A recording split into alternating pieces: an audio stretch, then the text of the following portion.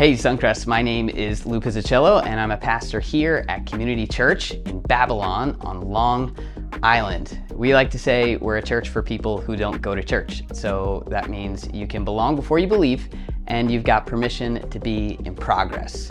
When we decided to start this thing about 4.5 years ago, we needed some churches who believed in starting new churches, and in came Pastor Greg Lee and Suncrest to the Community Church story. Today there are over 750 people on Long Island who call Community Church their church home. Just last week we baptized 45 people in one Sunday, and that's because of people like you and churches like Suncrest. And so I wanted to say thanks for having me at Suncrest, but also for believing in starting new churches, for being faithful in your giving, and for being not only for your region, but for other regions that need to hear the good news about Jesus.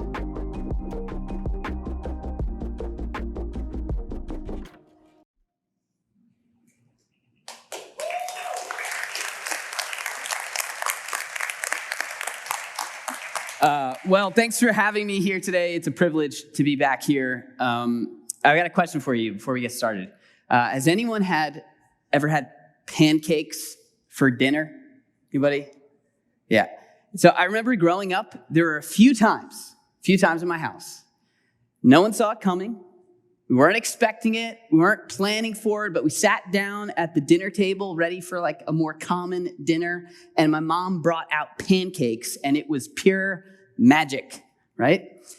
And because of that, every time we sat down for dinner, even though it only happened like 2 or 3 times, every time there was this like unspoken hope that she was going to bring out the pancakes, right?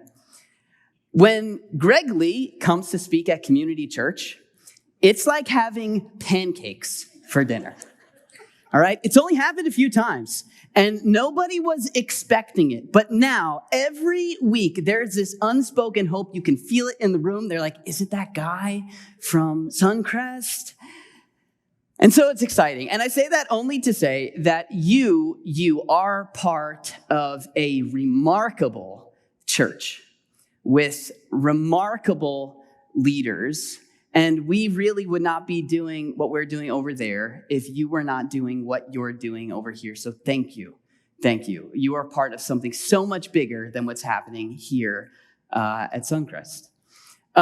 So today, you guys are in a series called The Parables of Jesus. You're looking at stories that Jesus told, stories about life. And if it's your first time here, I'm glad you're here. I'm sorry that you're getting the kid from New York and not getting one of the main guys. But we're talking about the stories of Jesus. Now, Jesus had a way of telling stories that challenged what people think on so many different levels. So think about it like this, all right?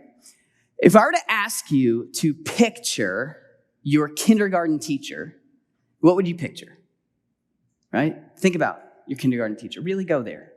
Right? Maybe you've got positive emotions. Maybe you've got mixed emotions. Maybe you've got negative emotions. I remember when I was in kindergarten, I was the kid that was always asking to go to the bathroom. I always wanted to get out of the class. And there was one time where the teacher, she was calling my bluff. And so I raised my hand. She wouldn't call me, but I actually had to go. And so we had a situation right there in the class. And that's one of those things I imagine when I think about kindergarten. Because the picture that I picture, when I picture my kindergarten teacher, is shaped by my experiences. And that's what determines my feelings, my emotions, my thoughts about kindergarten. So, what if I were to ask you to picture God? What picture do you picture when you picture God? Really try to go there. What emotions rise to the surface? What feelings do you feel? Maybe they're positive, maybe they're not, maybe they're mixed. Maybe they're feelings of guilt, obligation, maybe they're joy. Jesus had a way of teaching that reshaped, reframed, and sometimes even completely repainted the picture of God that people lived with.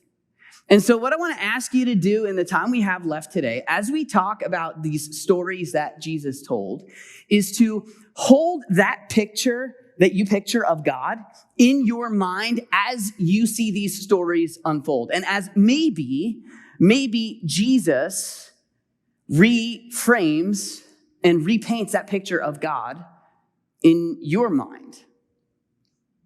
And so here's the story. And this was recorded by a guy named Luke, who put together this biography of Jesus' life. We call it the Gospel of Luke, or the good news about Jesus according to Luke. And here's how Luke explains it. He says, "Now the tax collectors and sinners were all gathering around to hear Jesus." At this point, Jesus is famous, and there are people who don't really receive the respect of the religious community. I know that last week, Greg talked about tax collectors, right? The tax collectors were the people in the religious community that were pushed out. They were not welcome. They weren't embracing all the aspects of religious life. They were outcast, and they want to hear Jesus. People that were not cool with religious life were cool with Jesus. And so they're gathering around to hear Jesus talk, the tax collectors and the sinners, like the people that have a reputation of not doing things the way that they're supposed to be done. And the religious people have a problem with this. It says, "But the Pharisees," these are religious teachers, "and the teachers of the law," those that really studied the ancient scriptures, "they muttered." They grumble, they're not happy, and they're like, "This man," talking about Jesus, "he welcomes sinners and he eats with them." Now, eating with people in the ancient world, it wasn't just like you went to Portillo's and had some Italian beef, right? Which was great. It was wet, which I wasn't expecting, but it was great, right? In our world, you eat with someone just to kind of hang out, spend time together, right? In the ancient world, if you were to eat with someone, it was a sign of acceptance. It was a sign that you were cool with them. And so for Jesus to sit and eat with people was showing acceptance with people that the religious community did not accept. And so the religious authorities have an issue with this. And this is the situation that prompts the story, the parable. There are people, you got to understand what's happening to really get the power of this story. There are people who are devout, and then there are people who doubt. There are people who are embracing God and people who are resisting him. And so if you're in one of those positions today, like if you're someone who embraces God, maybe you consider yourself devout, this is a story for you. And if you're someone who's like, "No, I just can't wait for this to be over. This is not my thing," this is also a story for you. And so he tells this story. It's described as one story. It's actually three. They're connected together. And here's what it says. It says, Jesus told them this parable. He says, "Suppose one of you has 100 sheep and loses one," right? Which was common back then. They had sheep. You probably don't have 100 sheep. Maybe you do. I don't know. But lose one. Doesn't that one leave? Like, don't you leave the 99 in the open country and go after that sheep until he finds it?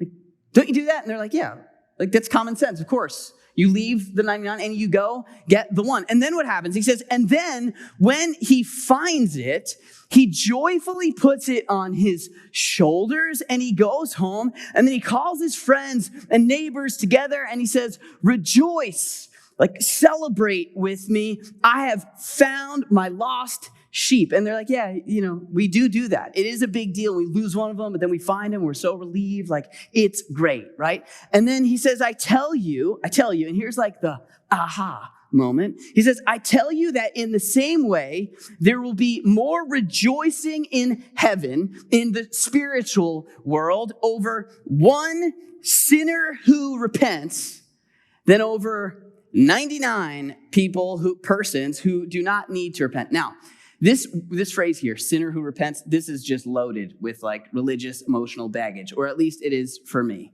right? I hear sinner who repents and I think of like people God is angry at who need to feel terrible about themselves, beat themselves up a little bit, right? Picture the guy like on the corner. We have this in New York on the corner with the cardboard who's like, repent. Like, that's what I think of. But really this idea it's pretty straightforward. Neither one of these terms in the ancient world was actually a religious term. These are exclusively religious in our world. But a sinner was someone to sin, was to fall short. It was to miss the mark. And to repent, the word literally means to change your mind, to change direction. And so if you'll allow me to really oversimplify this concept, a sinner who needs to repent is someone who needs to change. Someone needs to change direction. And so Jesus is like, when somebody makes that change, when someone makes a change, there is celebrating in some pretty radical ways on God's side of things. And then he gives them another hypothetical, okay? In case you haven't gotten the one with sheep, here's another one. He says, suppose a woman has 10 silver coins and loses one. This would have been a lot of money in the ancient world. It's not like she slipped a penny under the couch. This would have been a significant amount of what she has. She loses one of them. He says, doesn't she light a lamp and sweep the house and search until she finds it? And they're like, yeah, of course she does. Everyone knows that. That's common sense. That's what you do at this time in this place. And she calls, and when she finds it, he says she calls her friends together, her neighbors, and says, rejoice with me. I've found my lost coin. He says, in the same way, I tell you, there is rejoicing in the presence of the angels of God over one, there it is again, one sinner who repents, one person who needs to change and makes that change. The point here is that God is deeply concerned about people who need to change. They're a priority for him. And already Jesus is repainting this picture of God, because the religious people at that time, they have written these people off. They're like, no, he gives up on them. He's angry at them. He's fed up with them. He's disappointed with them. And what Jesus is saying is like, no, he's deeply concerned. Like when you can't find something, you know that feeling? Like whenever I leave my house, I do like the little like wallet, phone, keys dance. Anyone else do that? It's like wallet, phone, keys, right? You pat yourself down. Got it. If I don't have one of those things, I'm like, where is it? Like something's unsettled. Something's not right until I find it or open up to find my iPhone app. There's something unsettled, and that's what he's trying to communicate. God is concerned about people who need to change. But there's this question that some people there think they have the answer to, but Jesus is about to blow that up. The question is, who needs to change? Because in the story, we've got a coin and we've got a sheep, but we don't really have a detailed description of a person. So who's the one that needs to change? And these two stories are the drum roll to this third story. And you might be familiar with this story, but this is where Jesus explains who the person is who needs to change. He says, there is a man who had 2 sons.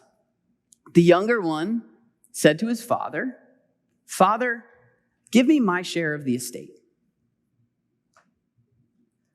In essence, he's saying, I don't want to wait for you to die. I want your stuff now. To do this in the ancient world was just unheard of. Everyone would have expected the father to disown the son and kick him out. Like, you're getting nothing and I want nothing to do with you. They were in an honor-shame culture there, and you would never do this to your father. But this father, he divides his property and he says, okay. And he gives it to him. It says, not long after that, the younger son got together all that he had. He set off for a distant country, and there he squandered his wealth in wild living. Gone. And after he spent everything, there was a severe famine in the whole country, and he began to be in need. So he went and hired himself out to a citizen of that country, who sent him out to his fields to feed pigs. The audience that Jesus is speaking to, they don't eat pigs. Pigs are considered unclean. And so to interact with pigs was just disgraceful. And here this guy is at the end of his rope. He's hit rock bottom. It says he longed to fill his stomach with the pods that the pigs were eating, but no one gave him anything. Now here you have the picture. Remember the audience. You've got these picture, like all the religious people and all the unreligious people, all the people that like pride themselves on doing it right, and all the people who don't care. And the religious people listening to this story were like, well, there he is. There's the guy that needs to change. There's the guy who's done all the wrong things, and see, now he's paying for it. He's getting what he deserves. He's hit rock bottom. And so they think they're right. But the story's not done. It says, when he had come to his senses, when he came to his senses, he said, how many of my father's hired servants have food to spare? And here I am starving to death. Like, this doesn't make sense. He says, I'll set out and go back to my father. And here's what I'll say. And he crafts a speech. It's like, okay, I'll say, Father, I've sinned against heaven and against you. I'm no longer worthy to be called your son. I haven't earned the right to be in this family. He says, so make me like one of your hired servants. It's like, that's what I'll say. So he got up, he went to his father with his prepared speech, with his new plan, and his promise to earn his place in the family. Jesus goes on, he says, but while he was still a long way off, his father saw him from a distance. The implication here is that the father was looking, waiting, hoping for his son to come back. He sees him and he doesn't send the dogs on him. It says he was filled with compassion. He felt for him. He was filled with compassion, and he ran to his son. We go to the next slide. He ran to his son. He threw his arms around him, and he kisses him. This is not what the son was expecting. And then he goes into it. And he's like, okay, that's right. I got a speech, right? And so the son says to him, Father, remember? Father, I have sinned against heaven and against you. I am no longer worthy to be called your son. I haven't earned my place in this family. And he's not quite done with the story yet, but the father doesn't care. It says, but the father said to his servants, it's like he was like, whatever, quick, bring the best robe and put it on him. I don't even need to hear the rest of the speech. Put a ring on his finger and sandals on his feet. Bring the fattened calf and kill it. Let's have a feast and celebrate. He says, for this son of mine was dead and is alive again. He was lost and is found. And so they began to celebrate. This is a story of radical grace and forgiveness. It's a story, and when I say grace, I mean it's like grace is the idea of being in someone's corner, like of giving them favor they have not worked for and did not deserve. He's waiting for his son. He's hoping for his son to come back. He embraces him. It's a picture of radical grace. But you know what? There's a part of this story that, at least for me, like I've overlooked for years. This story, Jesus could have told this story and been like, yeah, the son went out, made a bunch of mistakes, came home and gave his dad a hug. But there's this part in the middle where we get that speech, where we hear the son explain how he's thinking. He says, I'm no longer worthy to be called your son. I haven't earned that spot in the family. And so let me be like one of your hired servants. Let me work for you so I can come back to this family. And the father, not only does he not respond, he doesn't even give him time to finish the speech. You see, Jesus is telling this story to people who connect with that first son, who are like, I want nothing to do with God. They are running from God. They want nothing to do with it. And what Jesus wants them to know is that the whole time, this son was wrong about his father. He thought that he had to earn his spot in the family, that his worth was in his work. And the whole time, he wanted not him to work for him, but just to be with him. Because he was given a place in the family. And so in essence, it's like Jesus is speaking to the people there, like, as if to say, like, if you're thinking about turning to God, about taking a step in the direction of God, and you're thinking you're going to have to come back and get to work, then you may be wrong about the Father. This is not supposed to be a job you sign up for. It's a family you're welcomed into. And if you think your worth is in your work, you're all wrong. You see, this boy saw himself as a servant when his father the whole time wanted him to see himself as his son. Not as someone who works for a place, but someone who accepts a place in the family. He ran from a father he never understood. And if you think that your worth to God is in how well you can obey the rules, or how well you can serve him or do the right thing, then I think what Jesus would say from this story is that there's a picture. Your picture needs to be repainted. But the story's not over. There's another person in the story. It's the older son. And Jesus continues and says, meanwhile, the older son was in the field.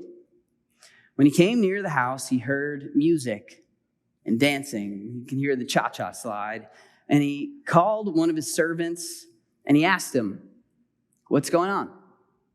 The servant replies and says, your brother has come home, and your father has killed the fattened calf. The fattened calf, they would have all known who the fattened calf was. This would have been for like a wedding or something they're looking forward to. It's a huge celebration to kill the fattened calf. They didn't have refrigerators. They couldn't freeze the meat, right? This was like, there's going to be enough people here. It's a huge party because he has that son safe and sound. And the brother isn't happy. It says, the older brother became angry and he refused to go in. Now, this is the first point in the story where the older brother steps out of line. To refuse to go into a party was like a slap in the face to the host of the party. To reject an invitation was like rejecting the one giving the invitation. And he refuses to go in. And so what does the father do? Does he like yell at him? Does he lock him out? Kick him out? It says his father went out and pleaded with him. His father left the party. In the ancient world, the host did not leave the party. And yet this father goes out and pleads with him.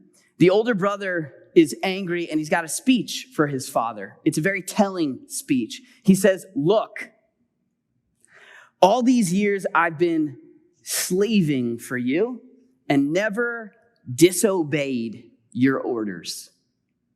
I've earned my spot, working and obeying. And yet you never gave me even a young goat so I can celebrate with my friends. But he says, when this son of yours, not brother of mine, son of yours, who has squandered your property with prostitutes, comes home, you kill the fattened calf for him? He's like, I've worked my way into this family. I have earned my spot. And here we see how the father sees the son. He's got nothing to say about what the son has done or how well he's obeyed the rules or checked the boxes. The father replies and says, my son, you're always with me. To him, that's what this is about. It's a relationship. And he says, everything I have is yours. But we had to celebrate and be glad because this brother of yours was dead and is alive again. He was lost and is found.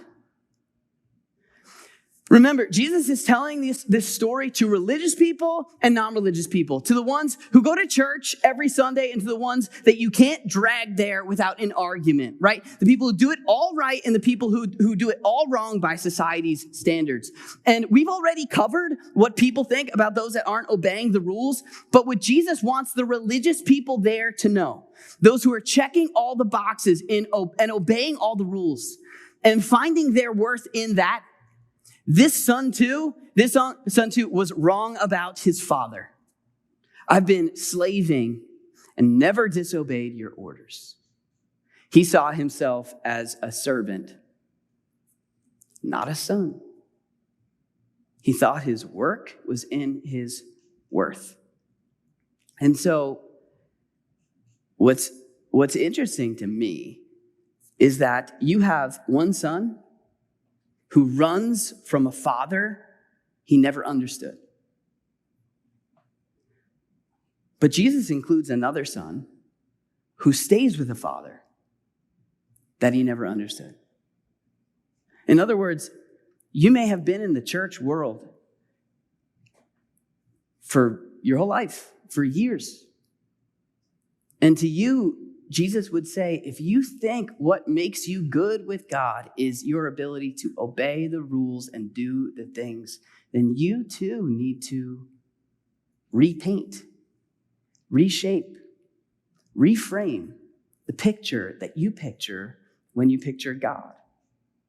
Not as a boss that you work for, but a father who wants to be with you.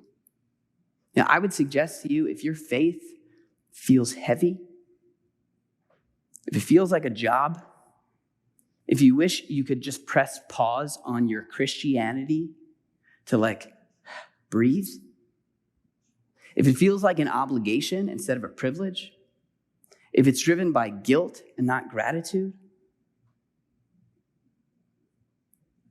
there may be a picture that you need to repaint, reframe, reshape.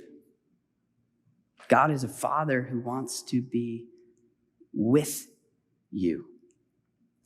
On Long Island Community Church, we say one of the things we're trying to change the way people think about God. Because there's this picture. It's not a very good one.